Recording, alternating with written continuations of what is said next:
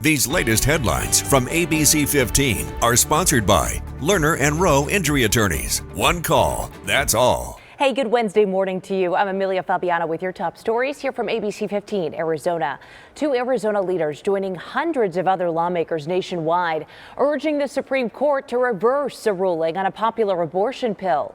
Last year, a decision by a lower court ordered the FDA to reinstate restrictions on mifepristone on the grounds that it was unsafe.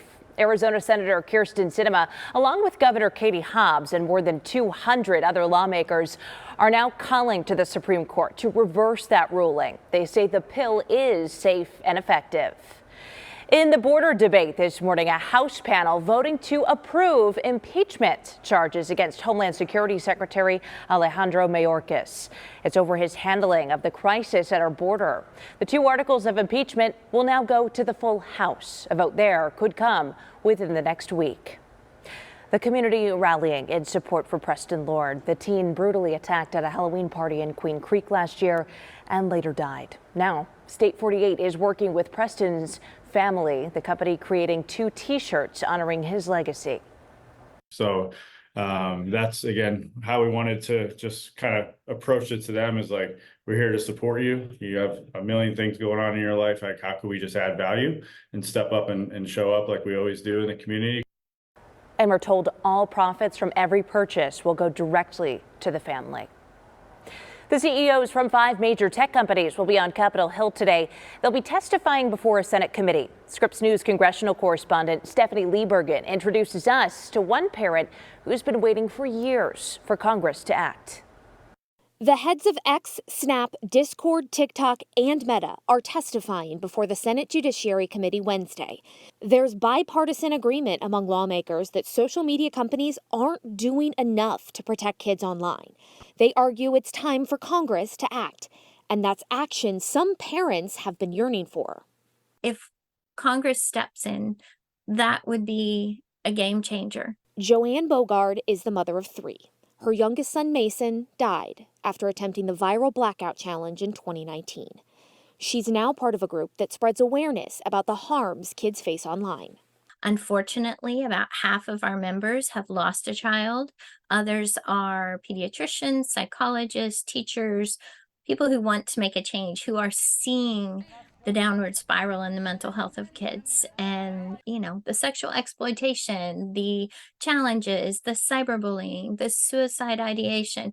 It's endless. Just weeks before his death, Bogard says she and Mason talked about the need to be careful online and avoid dangerous social media challenges. But checking his phone, having parental controls in place, and having those hard conversations wasn't enough. We really want to put these social media companies in the hot seat so that they can start being transparent with the things that they know, and we can put some protections in place.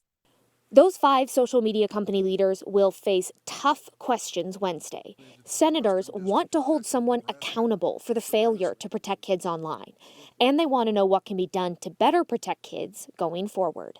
Stephanie Liebergen, Scripps News, Washington. Minding your money, could you go an entire year without spending any money or buying anything new? A new TikTok trend shows some people taking their 2024 household budgets to new extremes. Users are pledging a no-spend year. Essentially, the goal is to stop buying new stuff. By drastically cutting spending, the goal is to cut back on overconsumption. People are starting to realize that there are enough materials right in our local communities that we don't have to go out and buy new. Yeah, an interesting concept. The whole thing is part of what's called the circular economy. That works through the sharing of existing products as long as you possibly can, extending the life of products while also reducing consumer spending. Good morning, I'm meteorologist Iris Hermosillo. Time now for that most accurate forecast. Back to 80 today, so another warm one this afternoon. Mostly sunny skies with a few clouds drifting in this evening. The beginning of the changes that are coming our way as early as tomorrow as we track an approaching storm system. Today, though, the last warm and dry day. Then we switch into weather action mode Thursday and Friday as we track a storm that's going to bring rain and snow across Arizona. And we're in weather action mode to alert you of the possible travel and outdoor impacts with widespread rain and snow likely developing by Thursday night, and then scattered showers and storms in the valley on Friday with more snow along the rim. That high today, 80 degrees. We're going to fall all the way into the low 60s by Friday. Cooler up north too, with rain and snow likely as well. That accumulating snow most likely Thursday night to Friday, and then lingering showers through the weekend before we see another storm system come our way, and that one could bring more rain and more snow as we approach the middle of next week. And for the latest headlines, weather, and traffic, head to abc15.com or download our free ABC15 mobile app.